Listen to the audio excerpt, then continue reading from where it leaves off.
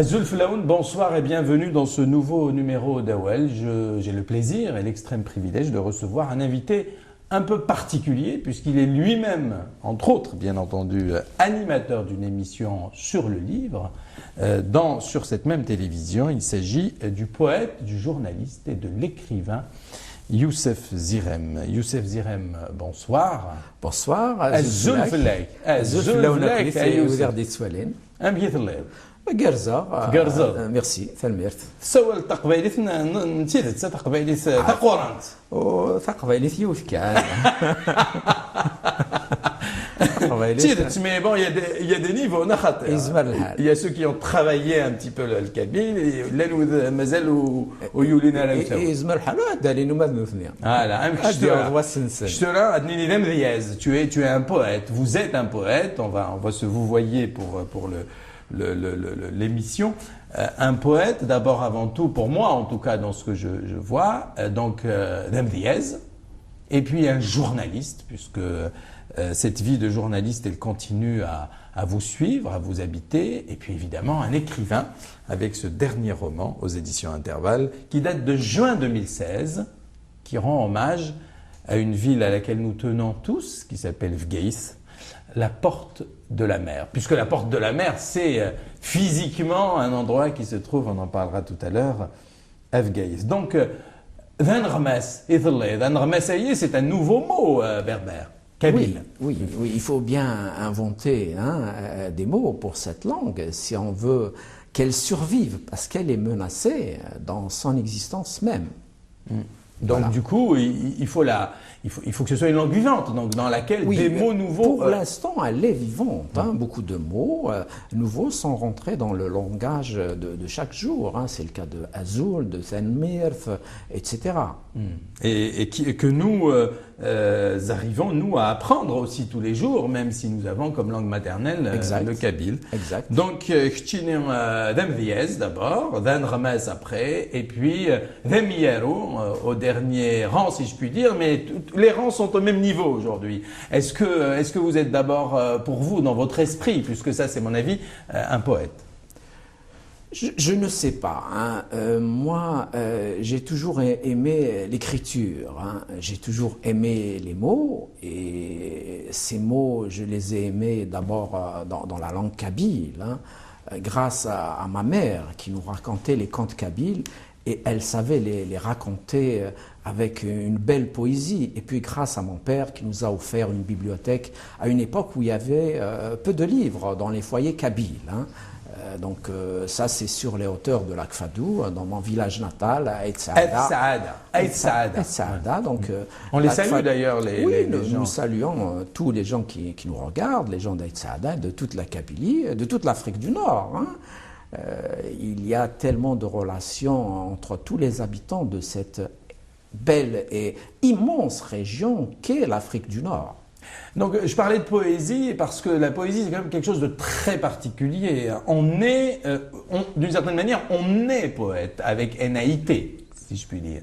Je ne sais pas encore, pardon de dire une nouvelle fois, je ne sais pas parce que je pense que rien n'est défini, Hafid. Je veux dire, on le naît, comment on le naît, je ne sais pas. Peut-être que c'est la vie qui nous rend poète, peut-être c'est les compagnonnages qu'on a dans la vie quand on prend différents chemins. Peut-être que c'est des chances aussi qui s'offrent, qui se donnent à nous. Il y a tellement de gens qui sont des poètes qui n'ont jamais publié quelque chose. Moi, j'ai l'habitude de définir la poésie comme une façon d'être.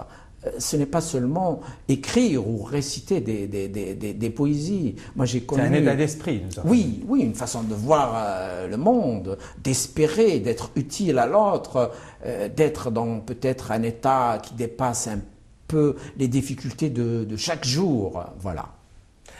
Edgar Morin dit que la vie, c'est deux choses différentes, c'est la prose et la poésie, et il faut bien les deux. C'est un peu comme ce que dit Jean Jaurès lorsqu'il s'adresse à des étudiants, il faut être à la fois technicien et philosophe. Il faut avoir les mains dans le cambouis, c'est la prose, Mais il faut être élever un petit peu l'esprit par la poésie. Et Edgar Morin, pour revenir à lui, dit que la poésie, c'est ce qui nous permet de vivre, c'est ce qui fait de nous des humains. Et il a certainement raison. Hein, nos sociétés, je parle des sociétés berbères, ont souvent sacralisé la poésie. Hein. Je me souviens des poésiades qui s'organisaient à une époque dans les années 80 à Afgaït, et mon ami Tahar Djaoud, paix à son âme, venait souvent. Venez. Et il disait, dans cette région Afgaït, il disait, tu donnes un coup de pied à une pierre, et il y a des poètes qui sortent. Vous êtes tous poètes, il disait. Et il disait ça de la Kabylie, et effectivement, hein. Il y a plein de gens qui écrivent, hein, qui disent des poésies, qui les apprennent. Il y a des gens qui font des poésies et qui ne savent pas écrire. C'est ce qui est extraordinaire. C'est extraordinaire.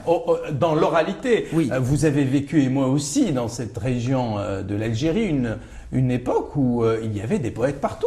C'est vrai. Moi, à Sdo, on avait des poètes qui venaient. D'ailleurs, je me rappelle du match Algérie, par exemple, Algérie-Allemagne en 1982. Tout le monde s'en rappelle. Algérie, RFA. République fédérale d'Allemagne, où l'Algérie avait gagné, donc on était, vous en rappelez sans doute. Bien sûr. Vous deviez être pas loin d'avoir le bac ou autour de ça. C'était l'année de mon bac. C'était l'année du bac, 1982. Vous pourriez d'ailleurs faire un livre là-dessus. Hein. Sur cette période absolument incroyable. Et je me rappelle qu'il y avait ce poète qui s'appelle Boulila d'ailleurs, je le salue, je salue ses enfants qui sont sans doute encore là, et qui est venu à la mairie faire des poèmes sur le match. Ah ben voilà. C'est-à-dire en direct, mais là on est dans l'oralité la plus totale. Vous avez sans doute vécu ça aussi. Oui, bien sûr, plusieurs fois. Il y avait à cette époque-là même des poètes qui parcouraient un peu toute la région de Kabylie, qui allaient surtout dans les marchés. Hein. C'était le cas du grand poète Mohamed Ouyidir, hein, paix à son âme. Il parcourait toute la Kabylie, il récitait des poésies sur tous les sujets. Est-ce que vous pensez que ça s'est perdu un peu, cette spontanéité poétique? J'ai l'impression que ça s'est perdu un peu dans cette façon d'aller à la rencontre des gens dans les marchés, les lieux publics. Mais il y a une renaissance de la poésie kabyle extraordinaire. Hein. Il y a une renaissance, et ce qui est vraiment enchanteur, ce qui est bien, c'est qu'il y a une renaissance de l'écriture en langue kabyle. Maintenant que les gens écrivent voilà. Et publier. Et publier. Publier, c'est pas tout le monde qui est publié. Hein. Le secteur de l'édition laisse à désirer en Algérie. Hein. C'est pas seulement de façon générale, oui. Mais il y a quand même une avancée absolument considérable. Alors, est-ce que vous avez écrit et dit des poèmes en kabyle déjà, avant de parler de la langue française? Non, j'écris jusqu'à aujourd'hui en langue kabyle. D'accord. Je n'ai rien publié parce que probablement que je trouve que le milieu éditorial n'est pas vraiment à la hauteur de ce qu'il devrait être, en tout cas tel que moi je le vois. Mais je n'ai jamais perdu le fil avec la langue kabyle. Hein. Mais l'un des plus grands poètes vivants en langue kabyle aujourd'hui, c'est bien, rassurez-moi, c'est bien Aït-Menguellet. J'ai dit l'un des plus grands. L'un des plus grands, probablement, mais je n'aime pas qu'on dise qu'il y a un seul. Oui. Il n'y a pas un seul, évidemment. Je veux dire, moi je connais des poètes qui sont extraordinaires. Hein. Il y a un jeune poète qui s'appelle Mehend, qui a fait un album de musique en 2002-2003 qui est extraordinaire. Il a révolutionné la façon de voir le monde. Et c'est un jeune kabyle, c'est un ingénieur. Donc la poésie, nous en avons de grands poètes, ils sont nombreux. Et effectivement, Aït-Menguellet en fait partie, bien sûr. Donc je retiens que vous avez commencé évidemment à écrire de la poésie kabyle depuis longtemps, mais aussi en français, si j'ai bien compris. Oui, bien sûr. Est-ce que vous avez écrit de la poésie en arabe, par exemple? Puisque vous écrivez, je sais que vous écrivez en arabe. J'ai écrit un seul poème en langue arabe. Ah, vous vous en rappelez ou pas de votre poème en langue arabe? Je ne pourrais pas le réécrire, mais je l'ai écrit par défi à un collègue journaliste arabophone qui n'est plus de ce monde, paix à son âme. Et il m'a dit que tu ne pouvais pas écrire en langue arabe, et j'ai lui écrit un poème en 10 minutes en langue arabe. Pour lui prouver le contraire. Pour lui prouver le contraire. Est-ce que vous avez eu à l'école, comme beaucoup d'entre nous, vous avez appris des poésies arabes anciennes? Oui, bien sûr. Vous vous bien en sûr. rappelez ou vous avez refoulé tout ça comme Non, beaucoup non, de... je ne le refoule pas. La langue arabe est une belle langue, la poésie arabe aussi. Hein. Je préfère plutôt des poètes assez récents. Hein. Il y en a en Algérie de très bons poètes Vous parlez en langue arabe. En langue arabe. Oui, bien sûr, bien sûr. Dans le Moyen-Orient aussi, il y a des récents qui sont Mais très bien bons. sûr, Ouais. mais bien sûr qu'il y en a. Alors, vous avez vécu dans ce village qui s'appelle El Saada. Quelle Oui. est, si je vous demande une image de cette enfance kabyle, en altitude, j'allais dire, dans les montagnes de l'Ekfel? Oui, oui, c'est les montagnes de l'Akfadou. Hein. C'est là où il y a eu une grande partie de la guerre d'Algérie. Hein. Moi, je suis né après l'indépendance et j'ai eu une enfance heureuse, hein, en contact avec la nature. Hein. Une époque où il y avait des relations humaines extraordinaires, où il y avait de la solidarité, de la générosité, où il y avait toutes les valeurs humaines. Donc, j'ai eu une enfance magnifique. Et je pense qu'aujourd'hui, les choses se sont un peu compliquées, hein, avec l'arrivée de certains éléments, entre guillemets, de la modernité, mais surtout avec l'arrivée de l'individualisme. Hein. J'ai vécu une époque où il y avait si peu d'individualisme, donc je ne pouvais être qu'heureux. Et puis, vous étiez en contact, vous l'avez dit vous-même, de la culture, de la poésie, Oui. des contes kabyles, Oui, des livres. oui. Mais aujourd'hui, est-ce que les jeunes ont ce contact permanent avec les livres? Je crois dire, sans avoir fait une étude personnellement, que le livre s'éloigne, en tout cas dans les montagnes de Kabylie, en Algérie de façon générale, de plus en plus malheureusement de cette jeunesse. Mais je ne sais pas si on peut généraliser. Effectivement, tu dis si bien, on n'a pas d'éléments pour raconter les choses dans leur réalité. Hein. Et effectivement, la tendance, c'est que les gens lisent moins, mais je ne suis pas si sûr. Moi, je suis en contact avec des jeunes qui me demandent souvent des livres, et il m'arrive de leur envoyer aussi. Parce Donc, que c'est vous, parce que vous êtes écrivain. Peut-être, je ne Voilà. sais pas, peut-être. Mais je pense qu'il y a toujours ce désir de lire. Hein. En tout cas, moi, sur ces auteurs ces auteurs de la Fadou, j'ai beaucoup lu et il y avait autour de moi tous mes amis qui lisaient. Hein. Mais qu'est-ce Voilà. que vous avez lu alors, quand vous étiez jeune, bien sûr, hein? J'ai lu, j'ai eu la chance d'avoir les livres et j'ai eu la chance d'avoir le temps de lire et j'ai beaucoup lu. Hein. Quand j'étais interne au collège, le CNET de Sidi Aïch, oui. Voilà, pas loin de Saada. donc. Oui, pas loin. Par contre, oui, c'est en bas. Sidi Aïch, une ville qui m'a formé, une ville de la vallée de la Soumam qui a vécu de multiples résistances, hein, depuis l'époque de Firmus contre les Romains jusqu'à aujourd'hui. Hein.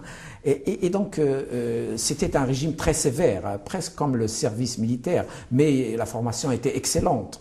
Et donc, on ne nous permettait pas de lire des livres en dehors du cursus scolaire. Hein.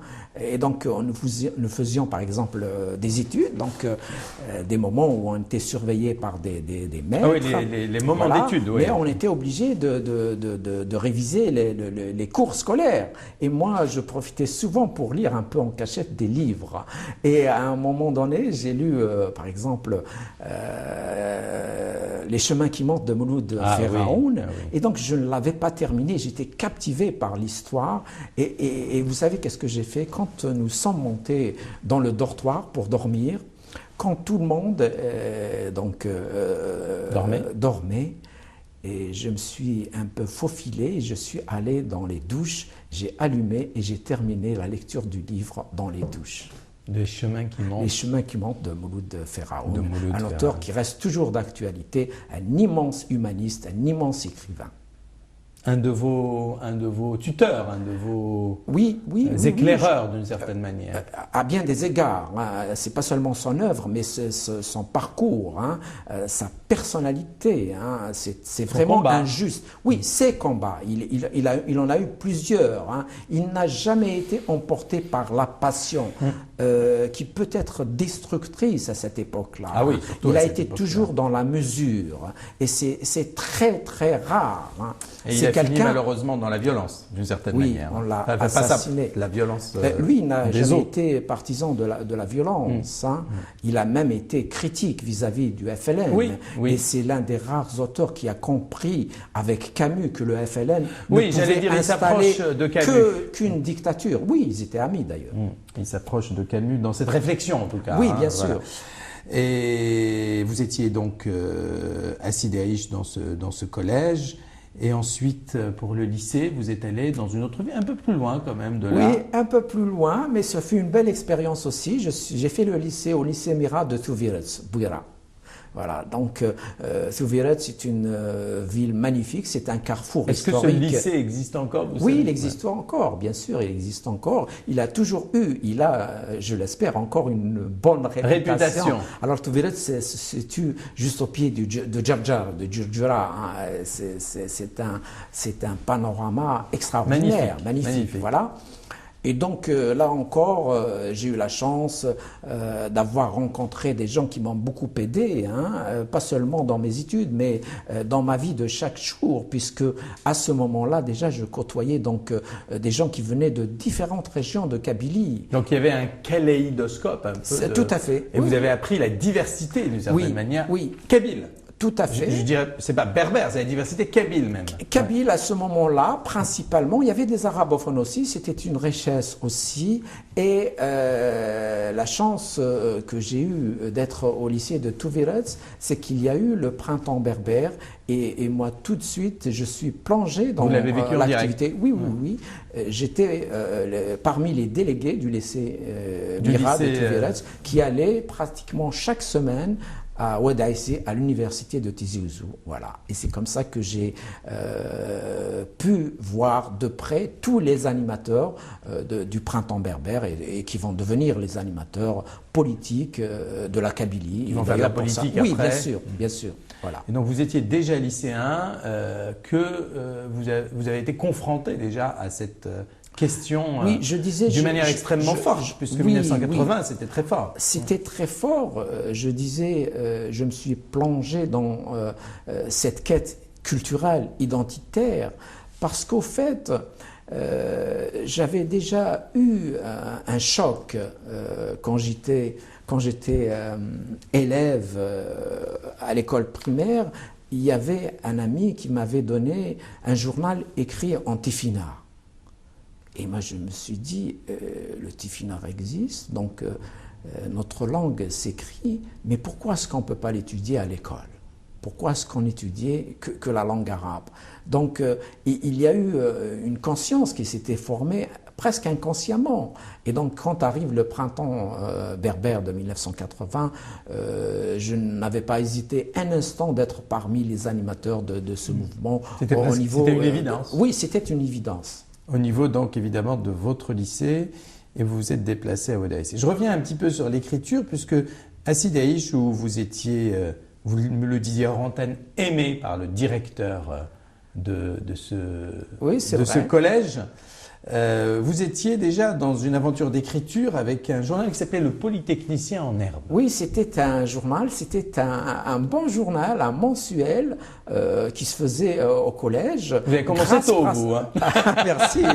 Je n'ai pas le mérite. Hein. Le mérite revient principalement au directeur, M. Laïb, que je salue, qui avait installé des habitudes culturelles, en plus donc des l'enseignement. Oui, nous allions au cinéma, par exemple, chaque lundi, et nous voyions des films de haute facture. Quel film alors? Des films. Moi, je me rappelle qu'à cette époque, on voyait que des films de Bollywood. Des films indiens. Nous, en tout cas, quand on était jeunes. Eh bien, nous, on voyait un cinéma d'auteur. On voyait beaucoup de films italiens. On voyait effectivement des films français, mais principalement des films italiens qui étaient excellents. Et ça nous cultivait, nourrissait. Hein, ça nous nourrissait, effectivement. Et puis, l'anecdote, c'est que des fois, de temps en temps, vous vouliez voir un match de foot à l'internat, le surveillant général n'était pas d'accord. Oui, et qu'est-ce qui se passait alors? Ça, c'est vrai. Souvent, les élèves me demandaient d'aller voir le directeur chez lui, dans sa maison, qui était dans l'enceinte même du collège, et j'allais. Il disait toujours, oui, allez-y, vous pouvez aller voir le match de foot. Nous aimions le foot, nous jouions au foot à cette époque-là, bien sûr. Et vous vous rappelez donc évidemment de ce à quoi j'ai fait allusion tout à l'heure, au mondial en Espagne en 1982, bien sûr. Ben oui, c'était une belle équipe. L'Algérie avait une belle équipe, grâce à son entraîneur, Khalaf Mahiedine, à tous ses joueurs qui avaient du cœur. Oui, et la foi, surtout. N'eût été la combine autricho-allemande, l'Algérie serait partie dans le prochain tour, je veux dire, n'aurait pas été éliminé. Absolument, quelle aventure, tout le monde s'en souvient, c'est très intéressant. Ensuite, vous allez faire des études supérieures dans ce qu'on appelle l'IAP, vous allez devenir ingénieur à l'IAP de Boumerdès. Donc, bon, vous étiez un scientifique malgré tout. Oui, j'ai eu mon bac mathématique, bien sûr. Voilà, vous étiez un scientifique et un poète en même temps. Un auteur déjà, puisque vous avez déjà écrit des choses, en particulier dans ce Polytechnicien en herbe, un militant du printemps berbère. Et vous voilà à Boumerdès, à l'IAP de Boumerdès, pour préparer un cycle d'ingénieur en hydrocarbures, c'est ça? Oui. L'IAP était un institut réputé. À cette époque-là, il n'y avait que des Allemands de l'Ouest, des Français et des Américains qui enseignaient. Les programmes même étaient les mêmes que the American Institute of Petroleum. Donc c'était un institut sévère, mais les études étaient bien faites. Je me souviens très bien, si vous ratez 2 modules, vous êtes exclu. Mais si vous êtes assidu, vous ne pouvez pas rater les modules. Donc j'y suis resté 5 ans et je suis devenu ingénieur en pétrole, effectivement. Et là, vous avez rencontré du monde à Boumerdès. Oui, beaucoup de monde. Oui, beaucoup de monde parce qu'à Boumerdès... On ne croirait pas quand même, parce que c'est pas Alger encore. C'est juste à côté d'Alger. C'est juste à côté d'Alger. Il n'y avait pas que l'IAP en tant qu'institut. Il y avait tous les instituts. Donc l'INH, l'INIL, l'INGM, l'INPED, l'INELEC. Donc, je dis l'INPED parce que l'INPED, c'est quand même Rachid Mimouni. Oui, Rachid Mimouni, j'ai eu la chance et l'honneur de le côtoyer à Boumerdès juste après la parution en France du Fleuve détourné. Qui était le premier roman qu'il a fait connaître. Exact. C'était pas son premier roman, bien sûr. Non, c'était pas son premier roman, mais c'est le roman qui va le faire connaître en France. Et Rachid Mimouni devient célèbre et il méritait sa célébrité parce que c'était un vrai auteur. Voilà. Et alors, votre souvenir de Rachid Mimouni, qui nous a quittés maintenant depuis pas mal de temps, Rachid Mimouni, paix à son âme, est un monsieur de grande classe. Il était capable d'écoute. Il ne mettait jamais de cravate. Il était toujours souriant. Il racontait des choses. En réalité, nous nous voyons souvent à Figuier, dans un estaminet. Autour d'un verre, nous discutions. Il nous est arrivé de discuter jusqu'à 5 heures du matin. C'est dire que la discussion était interminable avec lui. Et c'était des moments franchement magiques. Et Rachid Mimouni, d'ailleurs, a écrit beaucoup de choses. Il a écrit aussi une nouvelle qui s'appelle Le Poilu. Et c'est un hommage à un grand rocher qui est toujours à Figuier. Voilà. Ah oui. Elle est dans un recueil de nouvelles, cette nouvelle ? Elle est dans un recueil de nouvelles. Elle est parue, je crois, dans le magazine, mais dans un magazine Révolution africaine, si je ne dis pas de conneries. À l'époque, Révolution africaine, c'était ouvert et publiait des nouvelles. C'est quand même important d'avoir rencontré pour vous quelqu'un comme Rachid Mimouni. Vous en avez rencontré d'autres, évidemment, mais en particulier. Parce que lui n'était pas kabyle, du coup. Sa maman était kabyle, mais lui ne parlait pas kabyle. Mais c'était un arabophone et à son honneur, c'est l'un des rares arabophones qui était à ce moment-là ouvert à la revendication identitaire amazigh. Voilà. C'était presque le seul, presque à cette époque-là. Avec Kateb Yassine. Ah oui, bien sûr, mais ça c'est autre chose. Kateb Yassine, c'était les seuls, effectivement, Pour l'histoire, il n'y avait pas une foule d'intellectuels algériens arabophones qui soutenaient la revendication amazigh. Chez Kateb Yassine et Rachid Mimouni, on peut dire qu'il n'y a jamais eu de doute.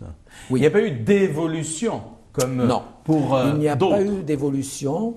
Kattab Yassine était même pionnier. Ah oui. Kattab Yassine avait donné une interview au quotidien italien La Repubblica, donc je crois en 62 déjà. Il disait à la place de l'Algérie française, on veut aujourd'hui installer l'Algérie arabo-musulmane. Arabo-musulmane. Oui, arabo-musulmane. Il a dit, moi je vous dis, je ne suis ni arabe ni musulman. Déjà. Il avait déjà compris la tragédie à venir, si Tout je à puis fait. dire. Alors, vous avez été un petit peu à Hassim Messaoud oui, en tant j'ai travaillé qu'ingénieur. à Hassim Mais Saoud, pas longtemps. Oui. Si, j'ai travaillé quand même 3 à 4 ans. C'est pas évident, Hassim Messaoud, quand même, non, comme contexte. Bien au contraire, Hassim Saoud. D'accord, c'est bien. Oui, mais parce que quand vous travaillez dans le milieu pétrolier, il y a tous les moyens.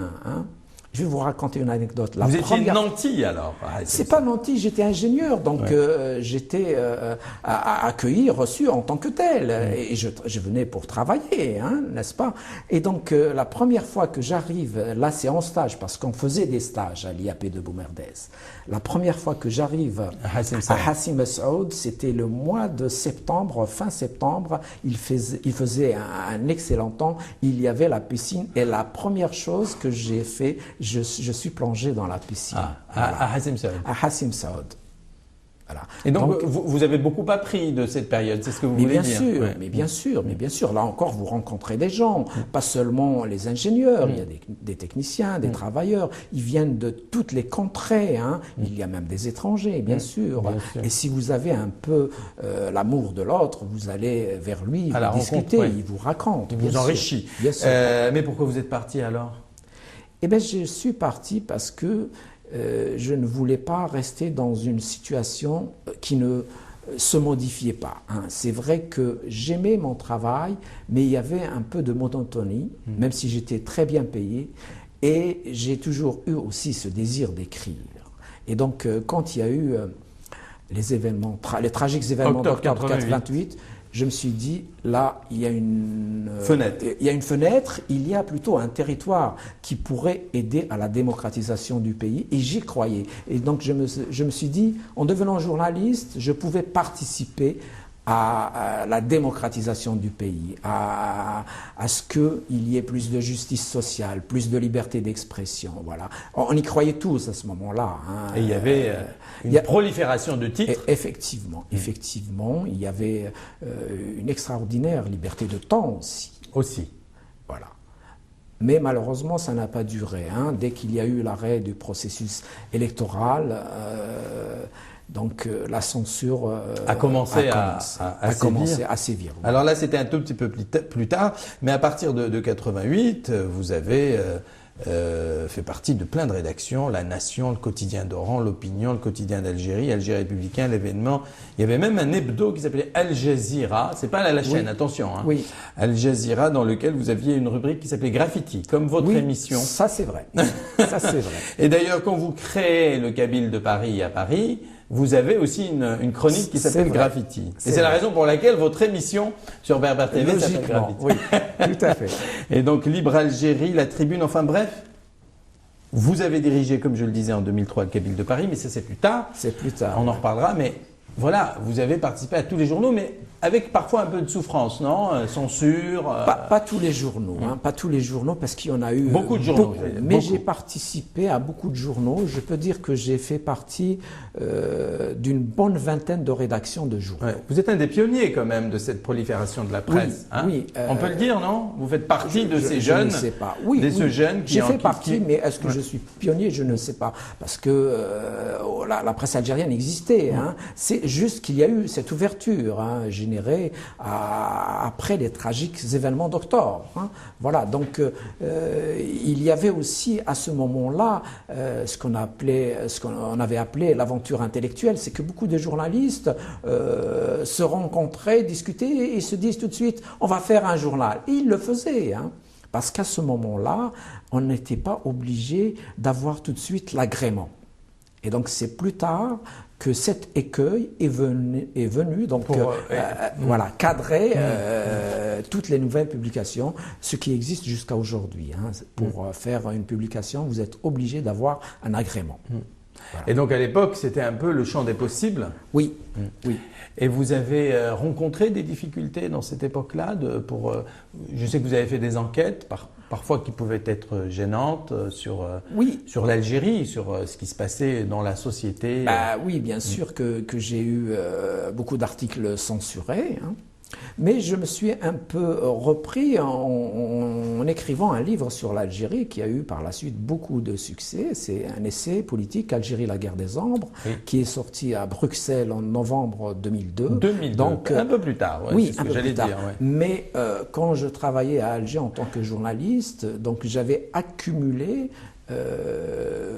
des articles, donc j'ai retravaillé bien sûr, mais tous les sujets qui fâchaient, je les ai mis de côté. Et vous les avez mis dans ce livre. Je les ai mis dans donc finalement, ils ont été publiés, c'est ce que vous voulez dire. Alors on dit, je l'ai lu quelque part, on dit que vous avez le record des démissions, c'est-à-dire que vous êtes l'un de ceux qui, ou sans doute celui, je ne sais pas, qui a le plus démissionné de la presse algérienne. Ça c'est dans le rapport de RSF de 2002-2003, hein.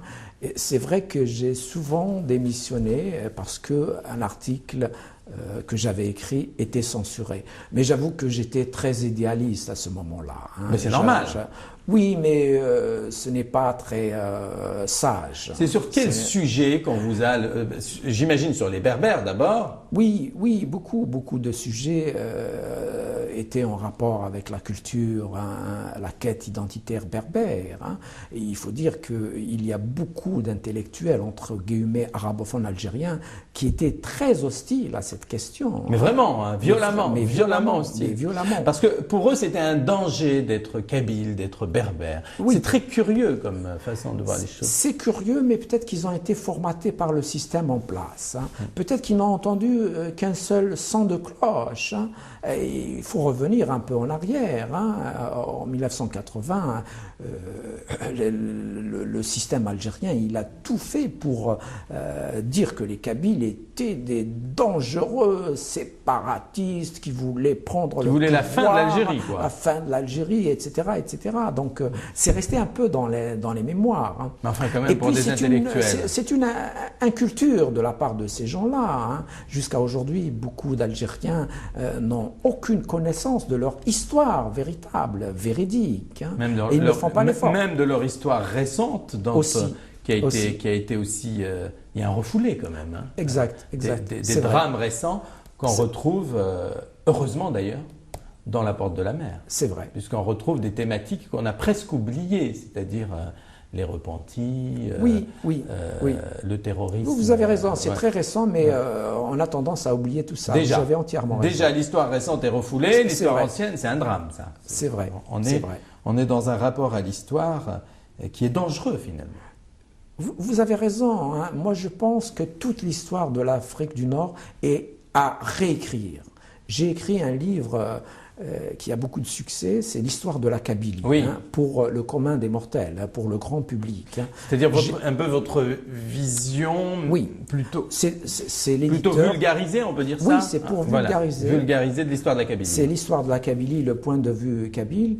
J'ai passé 2 ans à faire des recherches et je dois vous dire que j'ai moi-même beaucoup appris en faisant ce bouquin. Ouais. Et je vais vous dire, je vais faire une confidence. Moi, je croyais connaître certaines choses. Et bien, au final, je ne les connaissais pas. Et ça, c'est vraiment quelque chose qui revient en permanence. Oui. D'ailleurs, si vous me permettez, on est en France. Vous avez commencé à vivre en France en 2002. C'est d'ailleurs, ça. l'année de la publication de vos articles à Bruxelles. C'est vrai. En France aussi, il y a ce problème, notamment chez les jeunes d'origine... dits d'origine maghrébine, on va dire, qui ne connaissent absolument rien de l'histoire en général, en particulier de la tumultueuse histoire. C'est vrai, les gens qui viennent, les gens qui ont des origines, surtout leurs parents, hein, qui viennent d'Afrique du Nord, sont un peu perdus, hein, pour beaucoup d'entre eux. Et d'ailleurs, c'est pour ça que, à mon avis, certains plongent dans l'intégrisme et dans islamique. Les drames actuels. Aussi. Dans les drames actuels. Aussi, oui. Alors, vous avez commencé, bien avant d'arriver en France, à publier des livres. C'était en 1995. Et vous avez écrit beaucoup, hein, déjà. Énormément. Vous vous rendez compte? Vous avez regardé en arrière ou pas encore? J'ai l'habitude de ne pas regarder en arrière, franchement. Hein. Un jour, vous aurez le vertige. Hein. Vous commencez peut-être déjà. Non, soyons modestes quand même. Les enfants du brouillard. L'âme de Sabrina. Oui. Les enfants du brouillard est sorti à Paris en novembre 1995. J'étais encore journaliste à Alger. En revanche, l'âme de Sabrina, c'est un recueil de nouvelles. De nouvelles. C'est le premier livre publié par les éditions Balzac. Balzac, qui sont devenus le premier livre.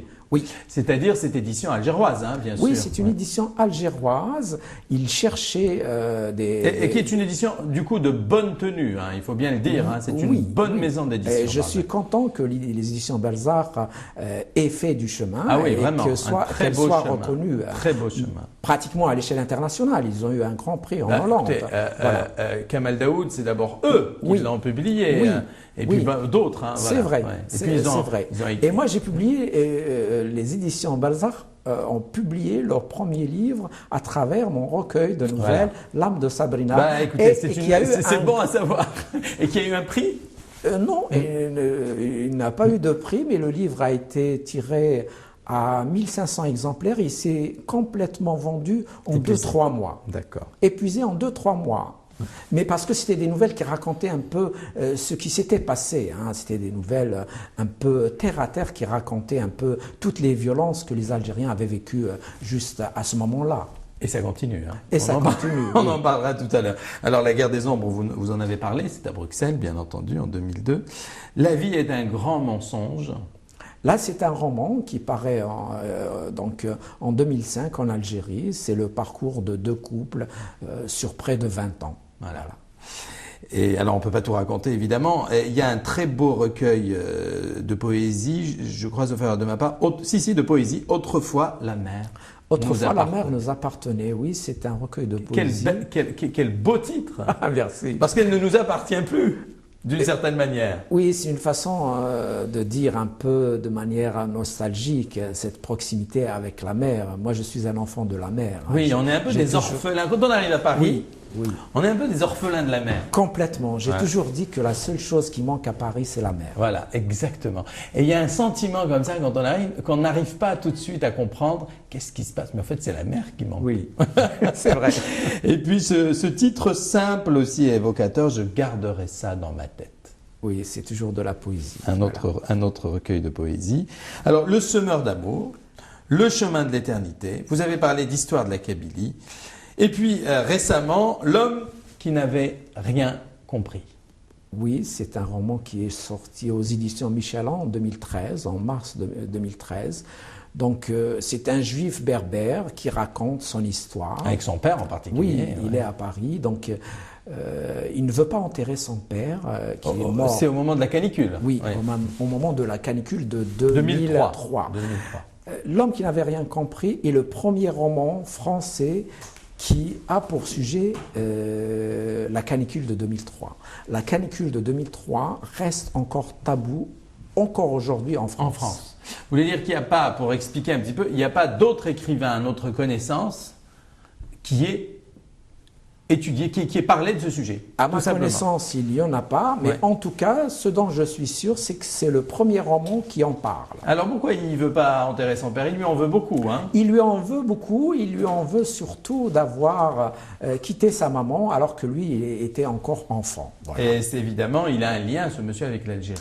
Mais bien sûr, parce que votre obsession, votre personnage principal, à travers tous vos recueils de poésie, vos recueils de nouvelles et vos romans, et puis vos articles, j'allais dire, de journalistes, c'est l'Algérie quand même. Oui, ben, je dirais même c'est l'Afrique du Nord, hein. C'est Tamazra, hein. C'est le territoire de la Berbérie, hein. Parce que nous autres Berbères, nous ne faisons pas beaucoup de recul pour regarder réellement ce que nous sommes, et ce que nous sommes doit nous donner une fierté extraordinaire.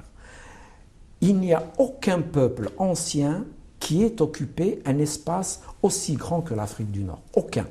Regardez le globe terrestre, il n'y a aucun peuple ancien qui ait eu notre histoire. Si aujourd'hui il y a des linguistes sérieux qui disent que la langue berbère serait l'une des langues mères les plus anciennes de l'humanité, ce ne serait pas faux. Mais nous n'avons pas cette habitude de nous intéresser vivement, réellement à notre histoire. Nous avons beaucoup de choses à écrire et nous avons beaucoup de choses à dévoiler. Oui, et nous avons apporté énormément de choses à toute l'humanité. À l'humanité. Évidemment, ça tombe sous le sens. Mais si vous en parlez de cette manière-là, c'est bien parce qu'il y a eu un processus violent de domination ou des processus violents avec S de domination, comme dirait Bourdieu, qui ont voulu occulter cette culture, cette langue, cette réalité tout simplement. Bien sûr, bien sûr. Il y a eu d'abord principalement Napoléon III qui a voulu arabiser le monde berbère. Hein, et Napoléon III a, avec d'autres dirigeants européens, inventé un monde qui n'existe pas jusqu'à aujourd'hui, le monde arabe. Le monde arabe est une chimère. Et puis il y a eu les régimes de l'indépendance qui ont continué dans le même sillage. Hein. Et dire qu'un homme, un colonel, Bouharouba Mohamed, Boumedienne, Houari Boumedienne, qui est kabyle, hein, a voulu effacer toute trace de berbérité en Algérie. Mais pourquoi, Youssef Zirem, selon vous? Pourquoi cette violence? Je ne saurais le dire. Pourquoi cette volonté d'uniformiser? Je ne saurais le dire, Hafid, mais il y a beaucoup d'éléments qui font que c'est ainsi. Hein. Il y a d'abord cette conjoncture internationale de l'époque. Hein. Boumedienne, Ben Bella étaient obnubilés par Nasser. Le panarabisme oui, de le Nasser. Panarabisme. Donc peut-être qu'ils se sont dit, voilà l'unique chemin qui est valable. C'est celui-là. C'est celui-là. Mais c'était une grossière erreur. Mais ce qu'on ne dit pas en général, c'est que les dirigeants de ce qu'on a appelé la révolution algérienne, dans leur ensemble, n'avaient pas un grand niveau. Ce n'était pas leur tort, mais ce n'était pas des lumières. C'était de vaillants militants sincères, mais sans plus. Donc l'intelligence n'a pas toujours été au rendez-vous. Si en 1962, on avait donné la chance à Ferhat Abbas de diriger le pays, l'Algérie serait nettement meilleure aujourd'hui. Mais vous savez bien que c'était impossible. Je ne sais pas si c'était impossible. Ça fait partie du drame un petit peu. Oui, ça fait partie du drame, mais peut-être que c'était possible. Peut-être que je me trompe. Il y a eu trop de blessures, Youssef Zirem. Mais bien sûr qu'il y a eu des blessures. Même avant l'indépendance. Oui, bien sûr, mais l'indépendance acquise, on aurait pu donner une chance à l'intelligence. Mais encore faut-il penser d'abord les blessures. Non. D'abord, on n'a pas pensé les blessures, on a créé d'autres. Ce qu'il faut savoir, c'est que Boumedienne et son entourage ont pris le pouvoir de force. Durant l'été 1962, il y a eu la guerre entre l'armée des frontières et les vrais maquisards. Et cette guerre a fait plus de 1000 morts. Ça, c'est les chiffres officiels. Et ça, c'est totalement occulté, bien entendu. Oui. Mais c'est la réalité historique. Il y a eu une dépêche de l'APS, l'agence algérienne de presse. Algérie Presse Service. Algérie Presse Service. De janvier 1963 qui avait reconnu qu'il y avait au moins 1000 morts dans ces affrontements. Alors nous avons reçu quand même un historien algérien, j'allais dire comme on dit de là-bas, hein, qui est dans une université en Algérie et qui est spécialiste de cette période. Et donc cette période au niveau universitaire commence quand même à sortir. Ça c'est bien. Mais c'est une période évidemment qui est complètement méconnue par le grand public et qui est occultée. Le problème, Youssef Zirem, c'est la complexité, c'est l'appréhension de la complexité. Je parlais tout à l'heure d'Edgar Morin, c'est quand même lui le théoricien de la complexité. Le commun des mortels, en général, en particulier pour les Algériens, refuse l'idée que c'est complexe, au fait. Qu'on ne peut pas, en 2 traits de plume, résumer une histoire, une réalité. C'est vrai, mais attention...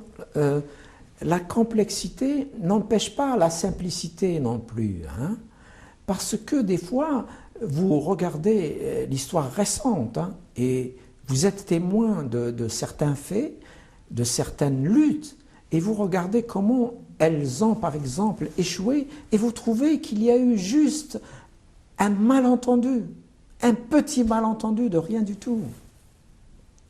Et donc, la simplicité va avec la complexité. Mais encore faut-il prendre le temps. Mais bien sûr, Hafid, regardez comment le FFS et le RCD se sont fait une lutte fratricide pendant 20 ans entre pour rien du tout. Entre déchirés, oui. Est-ce que les militants des deux partis peuvent dire aujourd'hui pourquoi il y a eu cette animosité? Ils ne peuvent même pas dire, parce qu'il n'y a aucun fait concret qui empêchait les deux partis de travailler ensemble.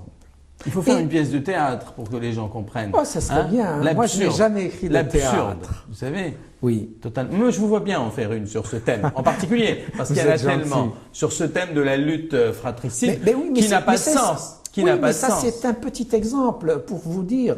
Et moi, je n'ai pas vécu les années 60, le début de l'indépendance, mais je pense qu'il y a eu des choses... La même chose, du même ordre. C'est ça, c'est ce que je voulais dire. Mais ça aboutit à des cadavres dans les placards, oui. à assassiner des gens qui se sont battus pour cette indépendance de manière extrêmement sincère et honnête. Je pense à Karim Belkacem, par exemple, et bien d'autres qui ont été tués comme si c'était des bandits de grand chemin, alors qu'ils ont fait énormément pour cette indépendance. Donc le drame a commencé comme ça. C'est très shakespearien comme histoire.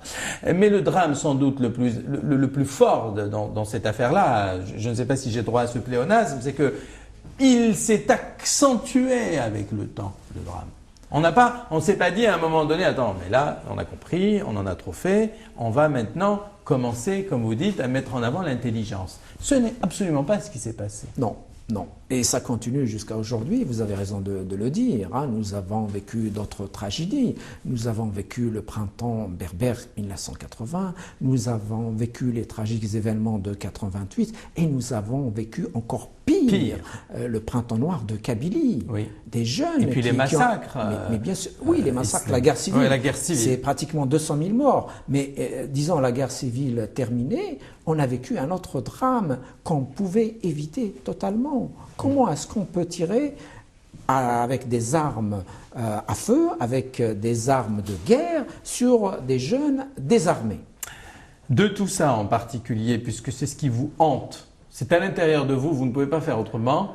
Je ne sais pas, je suppose que vous écrivez en ce moment, et je suis sûr que ce que vous écrivez est lié encore évidemment à ces drames algériens, si vous écrivez en ce moment. Mais en tout cas, sur le roman qui vient de sortir aux éditions Intervalle, il y a, et on en parlera juste après la pause, une partie évidemment de ce que vous dites. En tout cas, il y a cette histoire tragique, mais plutôt récente, j'allais dire, de l'Algérie. En même temps, il y a une ouverture, il y a un espoir, parce que ne serait-ce que de mettre en avant Vgaïs, la porte de la mer, regarder devant, c'est quand même pas mal. Voilà, c'est à la fois, comme dirait l'autre, tendre et violent. Voilà. Après la pause, nous nous retrouvons avec Youssef Zirem pour son dernier roman aux éditions Intervalle, La porte de la mer. A tout de suite.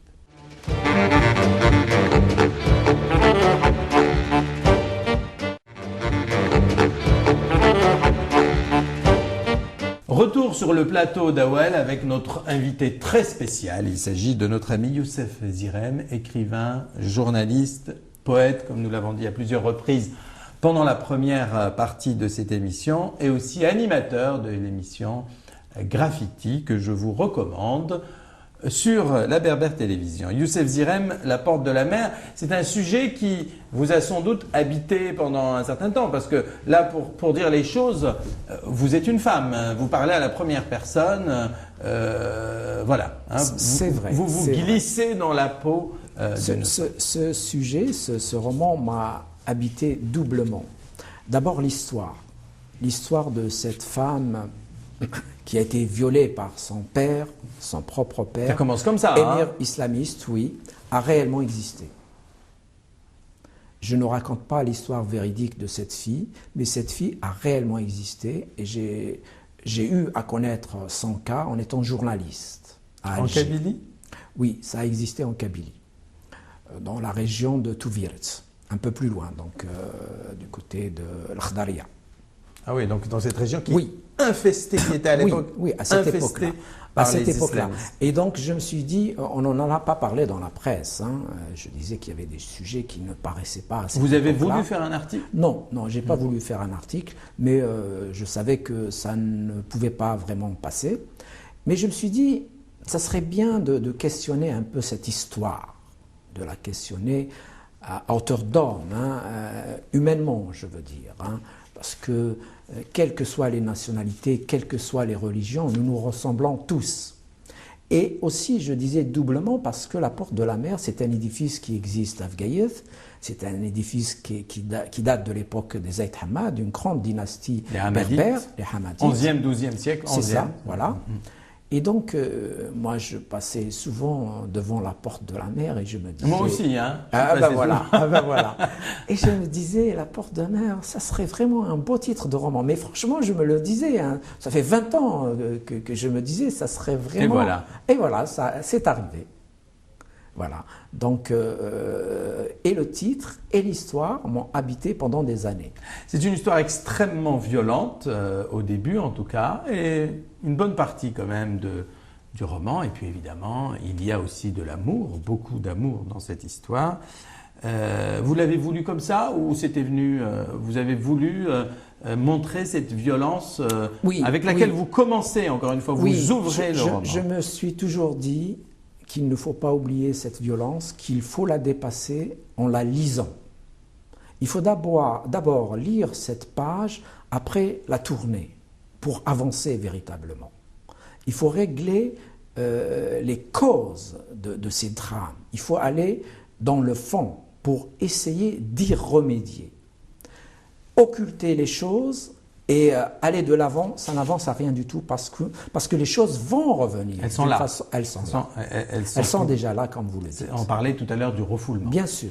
Alors, je n'ose pas lire le passage où cette jeune fille, Amina, n'a même pas 18 ans et, comme vous le dites si bien, elle s'est fait violer par son père, qui est une, pardonnez-moi, hein, qui est une ordure. Qui est devenue une ordure. Et là encore, il faut regarder les choses de manière objective, lucide et humaine. Parce que cet homme a été un poète. Il a écrit des poèmes pour séduire sa future épouse, la mère d'Amina, qui est décédée. Mais dès que les choses se sont modifiées, il est tombé dans le silence d'abord, et puis l'intégrisme. C'est quand sa chère épouse décède qu'il devient un autre homme. Oui, mais qui va faire l'irréparable. Sauf que la société dans laquelle il vit n'étant pas une société de justice, mais bien sûr, l'irréparable, avec sûr. L'irréparable, on peut continuer à se pavaner, à vivre normalement. Mais oui, c'est ce que le système algérien a fait. Hein. L'histoire des repentis, je ne l'invente pas, elle existe. Hein. Tous les Algériens la connaissent. Il en fait évidemment partie. Mais le pire dans tout ça, hein, quand l'histoire commence, on ne va pas tout raconter bien sûr, c'est qu'elle va avoir un enfant. Oui. Donc un enfant de l'inceste. Oui, et qu'elle va essayer de garder, elle va se battre pour le garder et elle va le garder. Alors c'est un peu étrange, la question n'est pas posée dans le livre, c'est un peu étrange qu'elle veuille quand même garder cet enfant. Elle peut paraître étrange, mais elle le dit au fait dans le livre, elle dit que elle veut garder l'enfant pour qu'un jour, cet enfant rencontre son géniteur et lui dise des choses. Au bout du 4e mois de grossesse, je ne pus plus dissimuler mon ventre à mes frères. Ménache et Juba voulaient une explication et je n'avais pas hésité à leur dire la vérité. Toute la vérité. Je leur racontais mon cauchemar sans cesser de pleurer. Les sanglots m'empêchaient d'être clair, mais je finis par aller jusqu'au bout. Mes frères restèrent longtemps muets, ils n'arrêtaient pas de se regarder, mais ne trouvèrent pas leurs mots. Ils comprirent alors pourquoi notre père nous avait oubliés depuis un moment. Voilà, au fait, elle a 2 frères, plus jeunes qu'elle, dont elle doit s'occuper depuis la mort de sa mère. Et elle se retrouve dans cette situation où elle est enceinte. Vous voyez bien que même les pires histoires ne commencent pas comme ça.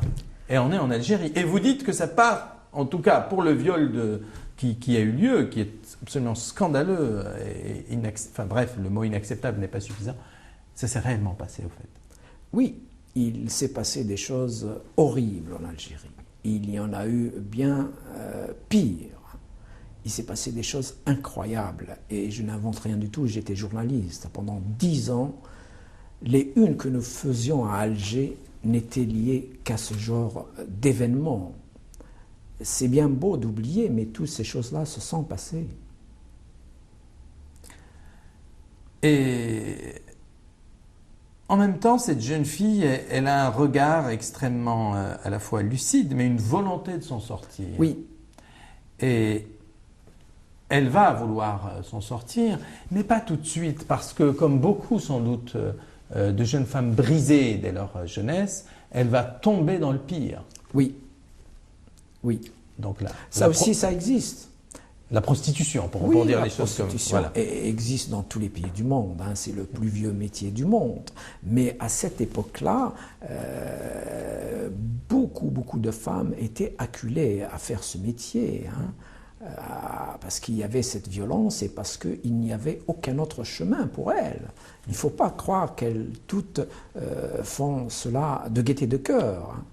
C'est le moins que l'on puisse dire. Voilà. Mais il y a un cinéaste, alors vous avez dû faire les choses à peu près en même temps, marocain, vous connaissez sans doute le film, oui. Qui s'appelle... D'ailleurs, il a été critiqué, mais d'une manière extraordinaire, parce qu'il raconte une réalité. Vous aussi, là, du coup, sur l'Algérie, mais lui, c'est sur le Maroc, qui raconte le calvaire quotidien d'un groupe de prostituées marocaines. Oui, bien sûr, bien sûr.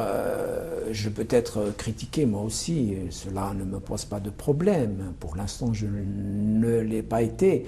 Mais ce qui est important, c'est de dire les choses.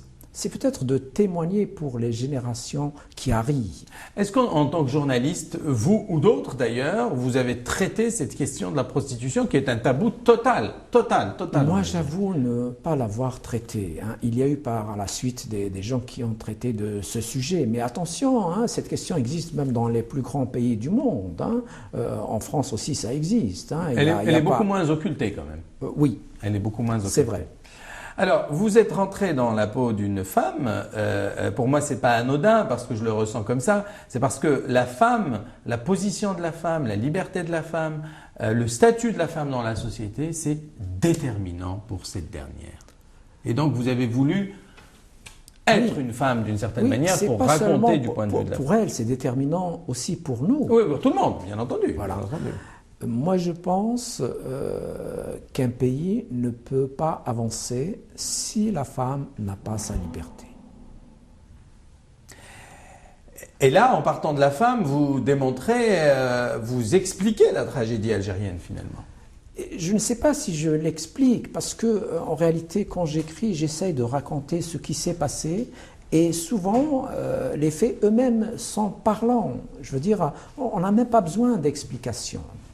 Cette femme raconte des choses, elle les narre, elle les dit, elle parle de certains positionnements, mais elle ne tente pas d'expliquer. Hein. C'est ce puzzle qui arrive peut-être à la fin,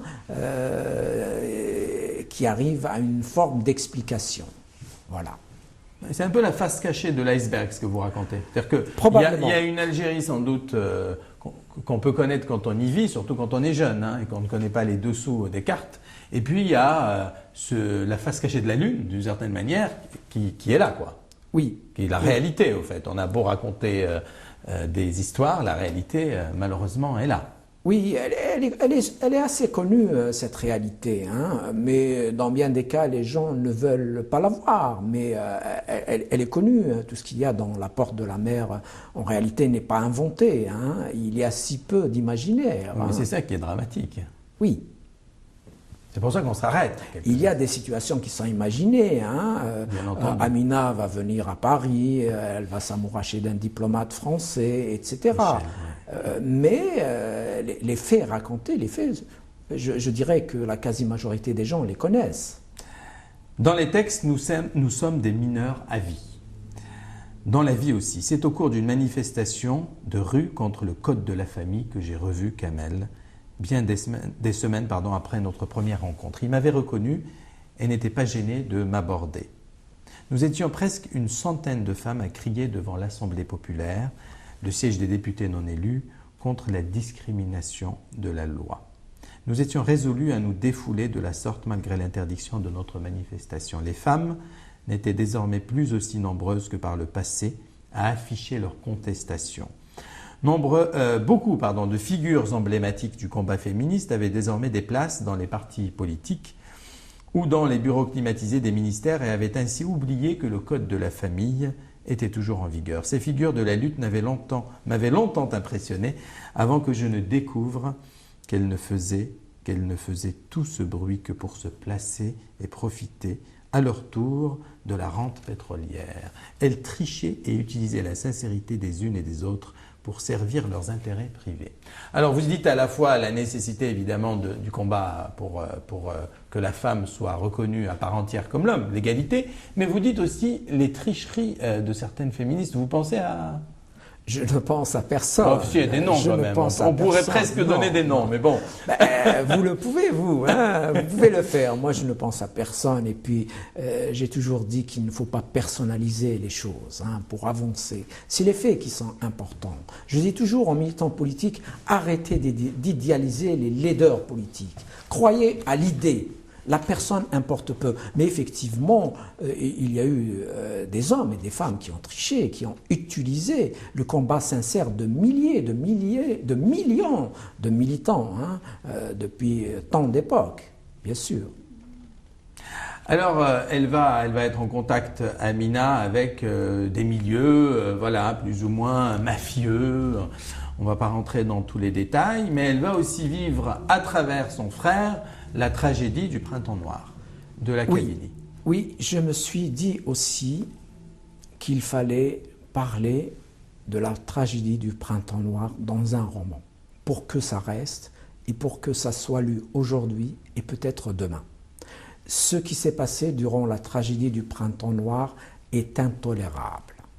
Et en plus de tout cela, les assassins des 128 personnes et ceux qui ont blessé peut-être plus de 2000 personnes ne sont pas passés en justice. C'est quand même un scandale. Comment un pays peut fonctionner dans cette situation-là? Oui. Et c'est pour ça qu'aujourd'hui, certaines voix s'élèvent contre des courants politiques en Kabylie qui voudraient voir ailleurs. On va nommer le courant politique, le MAC. C'est bien beau de critiquer les gens, mais il faut regarder la genèse aussi des choses. Pourquoi certains sont acculés à voir d'autres chemins? Oui, parce qu'en fait, c'est une forme de radicalité qui est créée par simplement... C'est une réaction. Oui, bien sûr, c'est une réaction. Mais dans toute radicalité, quand même... Vous venez de le dire, c'est un scandale. Il est inconcevable qu'il y ait des crimes et que les assassins ne passent pas en justice.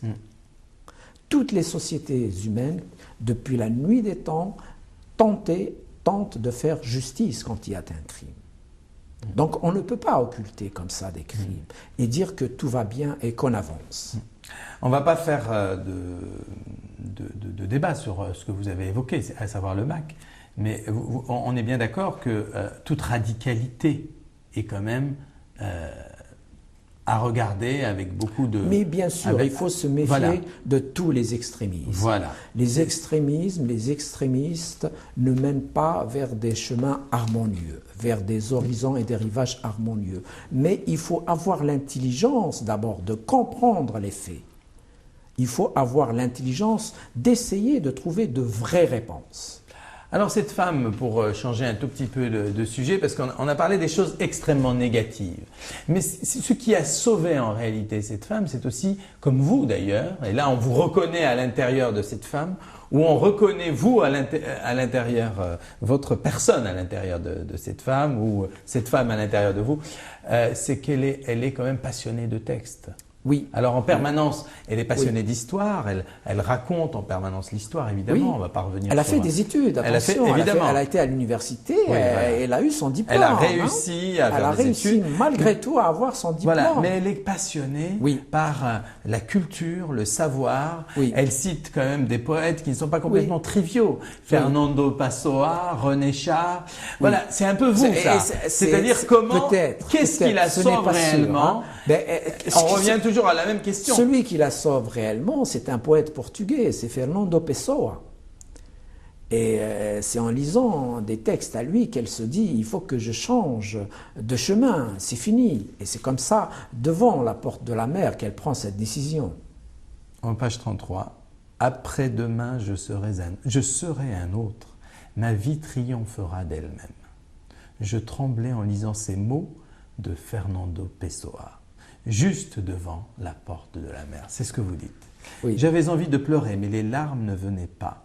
J'étais depuis quelques jours à Vgaïth, une charmante ville de Kabylie. maritime pour m'offrir du bon temps. Ville ancienne, Vgaïth, Bougie, était déjà un important port commercial du temps des Romains. Bien avant eux, les Phéniciens venaient ici commercer avec les Imaziren, les hommes libres de la région. Le plus grand roi berbère, Massinissa, qui le premier avait dit l'Afrique aux Africains, en avait fait sa résidence d'été. Et vous continuez comme ça, construite sur les ruines de l'ancienne cité, Vgaïth se souvient de son lointain passé. Resserrée sur elle-même, la ville s'accroche à la falaise qui la domine. La ville et la montagne font corps et se brisent brusquement dans la Méditerranée. Ça c'est vous ça, Youssef Zirem, vous n'allez pas me raconter des histoires. Ça c'est vous, en saluant d'un regard complice. La porte de la mer, l'accueil chaleureux des habitants donne un cachet unique à la ville. Il y a dans cette région une tolérance incroyable dans un pays où le nihilisme et l'agressivité du quotidien font des ravages. Vous parlez de la place Guédon, vous faites référence à l'histoire de Guédon. Oui, bien sûr. Elle parle. C'est évidemment Amina. Oui. Mais c'est ça qui la sauve, Amina. Oui. C'est cette tendance à aller au fond des choses, à s'imprégner du savoir de la culture. Oui, bien Parce sûr. qu'elle a vécu des drames. Bien Elle sûr. est foutue sinon. Hafid, la culture nous sauve toujours. Si tous les pouvoirs du monde entier, y compris en France, donnaient une vraie place à la culture, il y aurait nettement moins d'intégrisme, il y aurait nettement moins de barbares. Évidemment, on ne peut pas raconter toute l'histoire, mais ce qui se passe, et vous l'avez dit tout à l'heure, c'est qu'entre-temps, il y a la loi qui a été votée sur les repentis, enfin la concorde civile, excusez-moi, que tout le monde connaît bien entendu. Bien sûr. Et vous racontez et vous mettez en exergue, pas l'absurdité, mais le drame qu'elle crée également, cette loi, à travers le père qui va revenir, qui va devenir un homme d'affaires, qui roule en 4x4 et qui est plein d'argent. Oui. C'est un criminel. Oui, il y en a en Algérie aujourd'hui des milliers comme lui et ils sont connus. Ils vont devenir milliardaires, ils seront épaulés par le pouvoir en place. Certains seront reçus même à la présidence de la République. Est-ce que l'Algérie avait le choix, un autre choix? Mais bien sûr qu'on a le choix. C'était quoi l'autre choix alors, Youssef Zirem? Vous qui êtes journaliste, comment arrêter ce bain de sang? Non, il ne fallait pas arriver à ce bain de sang. Il fallait d'abord trouver des bases solides. Et les bases solides ne sont en rapport qu'avec la démocratie véritable, avec la liberté d'expression, avec le respect, l'éducation, la culture, la science. À travers la rencontre de Michel et de la France, il y a quelque chose de très positif qui va se créer chez Amina. D'abord, elle n'hésite pas à tomber amoureuse de la France. D'une certaine manière. Mais bien sûr. Pourquoi? Parce que c'est pas évident pour un pays qui a été colonisé, dans un pays où on a éduqué c'est des jeunes. Histoires, Hafid, c'est des histoires un peu oubliées. Et puis, enfin, j'espère. Oui, oubliées. Et puis, il faut dire la vérité. L'histoire entre l'Algérie et la France n'est pas toujours racontée de manière objective. Absolument. Des deux côtés d'ailleurs. Des deux côtés, parce que les mythes inventés par le FLN de l'après-indépendance ne tiennent pas vraiment la route. Attention. C'est vrai que le système était injuste, mais il y avait des espaces où il y avait des choses qui pouvaient se construire et parfois qui ont été construites. Donc, je disais tout à l'heure, il y a plein de choses à réécrire, y compris cette question donc, des rapports entre la France et l'Algérie. Et depuis le début jusqu'à aujourd'hui, il y a tellement de choses à réécrire. Est-ce qu'on oublie qui on est quand on tombe amoureux de la France ou pas? Là, je vous parle à vous d'ailleurs, mais c'est valable pour votre personnage. Moi, je suis amoureux de Paris. Oui, mais est-ce qu'on oublie qui on est quand on est amoureux de Paris? Moi, je n'oublie jamais qui je suis. Est-ce que c'est un amour qui est vain, finalement? Non, il n'est pas vain, parce que nous appartenons tous à cette grande société humaine. Il y a plein de belles choses dans la France. La France existe, la France des Lumières existe. Il n'y a aucune honte à le dire. Oui. Moi, je le dis, et mon village natal a été l'objet de bien méchantes choses de la part du colonialisme français. Toute ma famille a été dans ce combat libérateur. Vous n'avez pas de haine. Et je n'ai aucune haine. Mais votre personnage, quand même, je ne veux pas, doit revenir aux sources. Hein. Il a besoin de revenir aux sources. Alors je lis juste un tout petit passage sans tout dévoiler. À ces multiples combats que j'avais encore à mener dans mon pays, j'avais désormais toutes les forces pour mener ces batailles en espérant un jour changer les esprits. En fait, en gros, ce pays a beaucoup trop besoin de ces enfants qui tombent amoureux de la France et de Paris. Pour qu'ils restent amoureux de la France et de Paris. Oui, si je puis mais dire, je peux parler pour moi et pour tout le monde. Je vous comprends, mais ce pays doit avoir l'intelligence de garder ses enfants. En installant la démocratie, en installant la liberté, en installant la justice sociale, en donnant une place à chaque citoyen. Dans le récit national. Bien sûr. J'allais dire dans le récit national français. Ah, les deux. Et dans le récit national. Pour dire la vérité, en tant que Nord-Africains, en tant que Kabyles, nos ancêtres ont beaucoup fait pour la France aussi.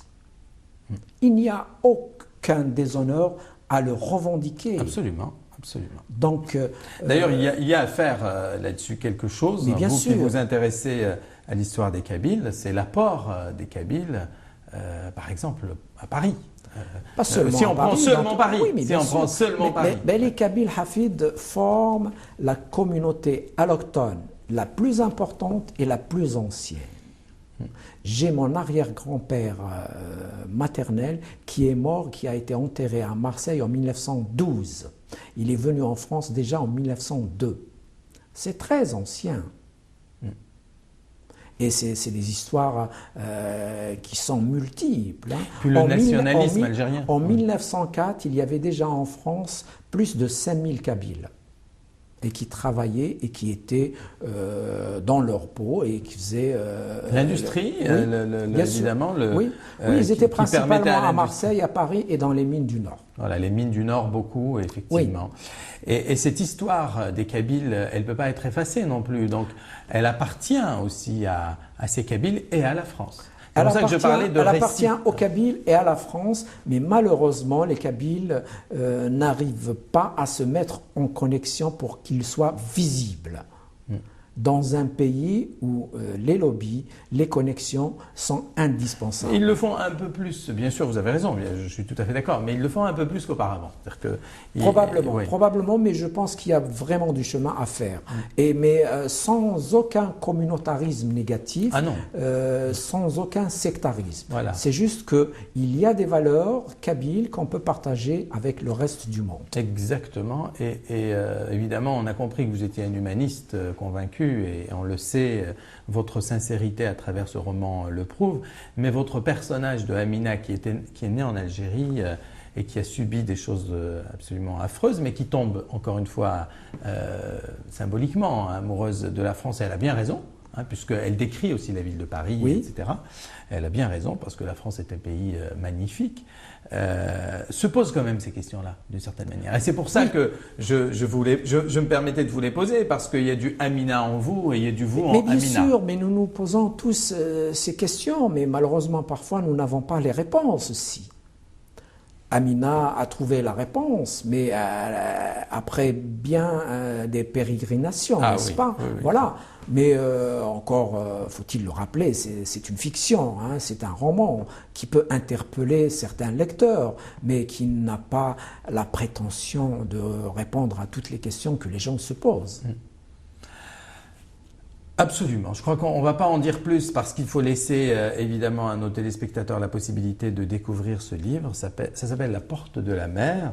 Donc si vous ne connaissiez pas l'histoire d'Algérie récente et ancienne d'ailleurs, puisqu'il y a beaucoup de passages sur l'histoire ancienne de l'Algérie et de la Kabylie en particulier, qui est très présente dans ce livre, il faut absolument lire ce livre. Et si vous voulez comprendre d'une certaine manière la difficulté pour une femme d'avoir vécu ces dernières années en Algérie dans une période que vous avez vécue vous-même, qui était une période de drame, de sang. Tout à fait.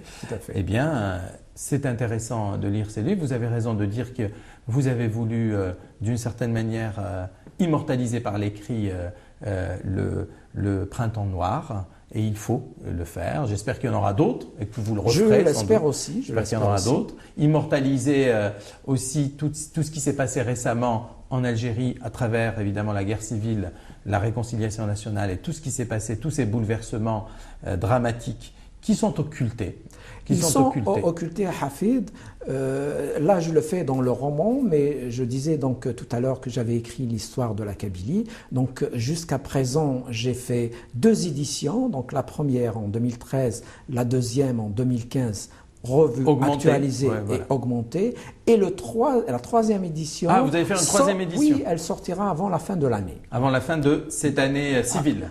Oui, avec la fin. C'est-à-dire avant la fin de l'année 2016? C'est ça. Et toujours sur l'histoire de la Kabylie. C'est le même livre, augmenté et actualisé. Ah, vous êtes dedans, vous y travaillez. Oui, c'est ça. Ben, écoutez, c'est très intéressant. On ira lire évidemment votre histoire de la Kabylie. Je rappelle encore une fois, La Porte de la Mer aux éditions Intervalle. Alors, je vous conseille, nous l'aurons dans cette émission bientôt, Monsieur Majid Cherfi. Vous savez, c'est le chanteur du groupe Zebda et le chanteur qui est devenu après un chanteur en solo, avec ce livre qui est un livre autobiographique. Vous voyez bien la photo de famille. Ma part de Gaulois, c'est des thématiques qui ressemblent à ce que nous venons ensemble d'évoquer. Ma part de Gaulois sur une année très importante de la vie de Majid Cherfi. Encore une fois, nous en parlerons avec lui ici. C'est l'année d'obtention de son baccalauréat en 1981. Il était le seul de la cité, entre guillemets, à l'avoir. Et c'était l'élection de François Mitterrand en même temps. Donc, autre thème, autre milieu, mais autre préoccupation. C'était à peu près au même moment que vous d'ailleurs. Oui, c'est vrai. Il est un peu plus âgé que vous. Et simplement, les thématiques se rejoignent. Voilà, se rejoignent parce qu'il est d'origine kabyle, parce qu'il est aussi, il porte cette mémoire que nous partageons tous les uns et les autres. Alors, pour sortir un petit peu, pas tout de suite parce qu'il faut parler de Fouad Laroui, je sais que vous n'avez pas trouvé ce livre exceptionnel, mais je le montre quand même. Ça s'appelle « Ce 20 combats que tu livres au monde ». Nous aurons Fouad Laroui dans cette émission. Il y a un personnage dans cette émission qui est rejeté par la France, si je puis dire. On a parlé de cette thématique qui s'appelle Ali. Nous en discuterons évidemment avec lui dans cette émission. Toujours dans des thématiques semblables. J'en ai parlé la semaine dernière, l'excellent livre, l'excellent roman de Laurent Godet, Écoutez nos défaites. Voilà un homme qui réfléchit à ce qui nous arrive, en particulier, bien entendu, ce qui occupe l'actualité aujourd'hui, c'est-à-dire les drames terroristes répétés, notamment, en particulier en France. Il ne s'agit pas directement de ça ici, bien entendu, mais il s'agit d'une réflexion. Mais alors avec du recul sur ça, avec évidemment des personnages, mais aussi des personnages historiques, des personnages d'aujourd'hui, mais aussi des personnages historiques. S'il y a un lien entre les 3 romans, c'est la convocation de l'histoire. Ceux-là, La Porte de la Mer, Ce 20 combats que tu livres au monde et puis Écoutez nos défaites, il y a à chaque fois l'importance de l'histoire et sa convocation. Un livre de Régis Geoffrey que je ne saurais vous conseiller, sur un autre registre bien sûr, et qui est sur la liste du Goncourt et qui s'appelle Cannibale. D'ailleurs, celui de Majid Cherfi également est sur la liste du Goncourt. L'excellent livre de Valentine Gobi aux éditions Actes Sud, Régis Geoffrey, c'est chez Le Seuil. Un paquebot dans les arbres, très très beau titre pour un très beau livre. Alors la ressortie, si je puis dire, chez Folio de ce livre qui m'a semblé intéressant, en tout cas pour quelqu'un qui a fait des mathématiques, c'est intéressant. Et le personnage d'Évariste Galois aussi est un personnage qu'il faut connaître. Ce Rimbaud des maths, c'est François-Henri Désérable. C'est sorti chez Gallimard La Blanche l'année dernière et ça sort en folio. C'est un peu moins cher et puis c'est intéressant de savoir que c'est sorti en folio. Ça s'appelle Évariste tout simplement. C'est un roman autour d'Évariste Galois. La semaine dernière, nous avions Elisabeth Bramy avec cet album dans cette émission. Elisabeth Bramy, ça s'appelle « Il y a belle lurette » avec des... il y a belle lurette, pardon, à l'école avec des illustrations de Chloé Perarnaud. C'est sur l'école d'autrefois. C'est un album pour les jeunes et presque pour les moins jeunes, mais en tout cas c'est sûr qu'il est fait pour les jeunes, pour raconter l'école d'autrefois. Et je termine par un auteur qui vient de paraître aux éditions Folio. C'est un recueil de 27 nouvelles, un auteur qu'il faut absolument connaître, une star de la science-fiction. Il s'appelle Isaac Asimov. Le recueil s'appelle Période d'essai. Pourquoi? Parce que ce sont 27 nouvelles au début de sa carrière. Et c'est que de la science-fiction de très grande qualité pour ceux qui veulent vraiment se plonger dans cet univers. C'est très bien. C'est gros, mais enfin c'est 27 nouvelles, hein. C'est plus de 1000 pages, mais on n'est pas obligé de lire les 1000 pages. Voilà, ça déjà, hein, c'est une consolation. Merci et à la semaine prochaine pour un nouveau numéro d'Awel. Merci Youssef Zirem d'avoir joué le jeu. Je vous en prie. Merci.